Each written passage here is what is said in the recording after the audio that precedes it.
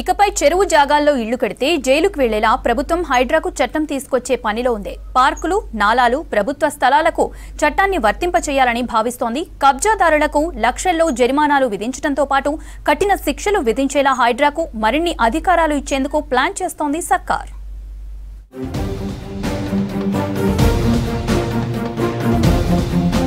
హైడ్రాకు చట్టం తయారు చేసేందుకు ప్రభుత్వం కసరత్తు చేస్తుంది. చెరువు జాగంలో ఇండ్లు కడితే భారీ జరిమానాలు వేయడంతో పాటు కఠిన చర్యలు తీసుకోవాలని భావిస్తుంది. అక్రమ నిర్మాణాల కూల్చివేతలతో ఆగకుండా భవిష్యత్తులో ఏ ప్రభుత్వం ఉన్నా FTL, బఫర్ జోన్లు, నాలాలు, పార్కులు కబ్జా కాకుండా పక్కాగా ప్లాన్ చేస్తుంది. ఇప్పటికే హైడ్రాను జీవ రూపంలో తీసుకొచ్చి అమలు చేస్తుంది. మరింత పవర్ఫుల్ గా ఉండేందుకు చట్టం చేయాలని భావిస్తుంది ప్రభుత్వం.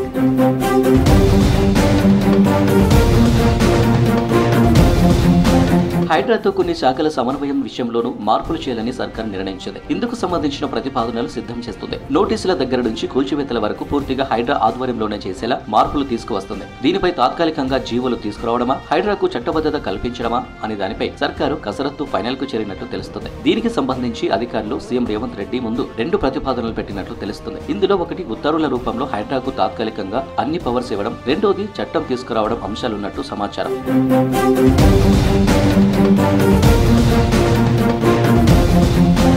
నోటీసుల దగ్గర నుంచి కూల్చివేతల వరకు ఎవరైనా కోర్టుకు వెళ్తే హైడ్రా నుంచే స్పందించేలా పూర్తి అధికారాలు ఇవ్వాలని ప్రభుత్వం నిర్ణయించినట్టు తెలుస్తుంది. ఇందుకు తగ్గట్టుగా irrigation, revenue, GHMC, municipal, Panchayati Raj శాఖలు, వాల్టాకు సంబంధించిన చట్టాలు, ఆక్రమణలకు సంబంధించి ఎలాంటి నిబంధనలు ఉన్నాయో ఆయా శాఖల అధికారులు నివేదిక తయారు చేసినట్లు సమాచారం. నోటీసులు ఇచ్చి కబ్జాలు, అక్రమ నిర్మాణాలు తొలగించడమే కాకుండా భూముల పరిరక్షణ, చెరువులు, కుంటలు, పార్కులు, నాలల రక్షణ హైడ్రానే చూసేలా సర్కారు ప్లాన్ చేస్తుంది. కూల్చివేతలు పూర్తి చేసిన తర్వాత మళ్లీ ఎవరైనా కొత్తగా అక్రమ నిర్మాణాలు చేపడితే వారికి భారీ జరిమానా విధించడంతో పాటు కఠిన చర్యలు తీసుకోవాలని భావిస్తుంది.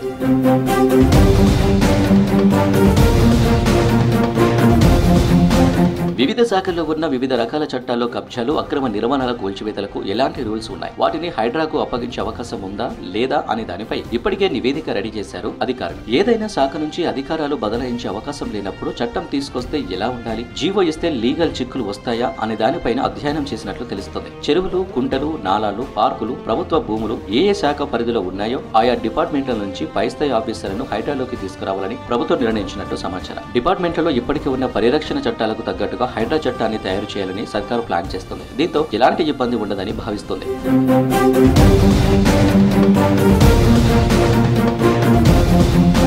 కొత్తగా ఎలాంటి అక్రమ నిర్మాణం చేపట్టకుండా ఉండేందుకు అలాంటి ఆలోచన చేస్తేనే భయభ్రాంతులకు గురయ్యేలా ప్రభుత్వం భారీ జరిమానాలు విధించినట్లు తెలుస్తుంది. ఈ మొత్తం లక్షల్లో ఉండనున్నట్లు సమాచారం. ఒక వ్యక్తి చాలా సార్లు FTL, బఫర్ జోన్లు, పార్కులు, నాలాలు కబ్జా చేసినట్లు గుర్తిస్తే జైలు శిక్ష విధించేందుకు సిద్ధమవుతుంది ప్రభుత్వం. గండిపేట, హిమాయత్ సాగర్ చెరువుల పరిరక్షణ జలమండలి నుంచి హైడ్రా పరిధిలోకి తీసుకురానున్నట్లు సమాచారం. రాష్ట్ర హైకోర్టు ఆదేశాలకు అనుగుణంగా ప్రభుత్వ స్థలాలు, ఆస్తులు, చెరువులు, నాలాల పరిరక్షణ కోసం హైడ్రాకు మరిన్ని అధికారులు, సిబ్బందిని అప్పగించినట్లు తెలుస్తుంది.